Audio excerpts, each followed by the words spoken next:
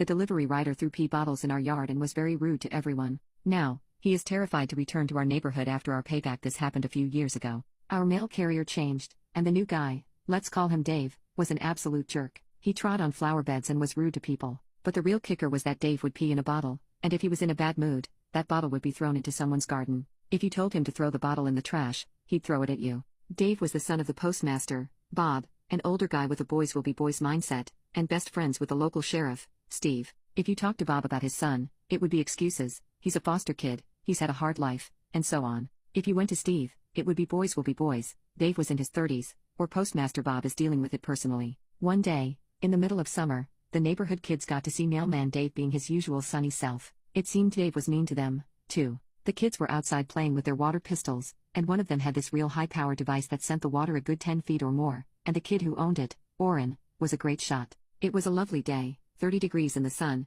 and I was out back preparing dinner. Suddenly, there was this blood-curdling scream from Dave, and the whole neighborhood came running to see what happened. Turns out, Orrin had loaded his water pistol with one of Dave's pee bottles and topped it off with a can of Red Bull. Now Dave was covered in a disgusting, sticky, pee and sugar mess, which was starting to stink to high heaven. One of my neighbors offered to let Dave use her shower. He ran off to another house, grabbed the hose, and turned it on himself. So now Dave was sticky, pee-soaked, and wet. He ditched everything in the street and ran off. Steve and Bob walked the street that afternoon, and we'd all not seen anything, of course. Bob had the bright idea of asking Orrin, who told him exactly what we all thought of Dave and how he was acting, in the way only a bright-eyed 12-year-old can. Bob and Steve cornered Orrin's dad. "Is this your son? Do you know what he did?" Without missing a beat, Orrin's dad fired back, "Well, Sheriff Steve, don't you always say boys will be boys?" We never saw Dave again, but Orrin's birthday party was huge that year. God bless that kid.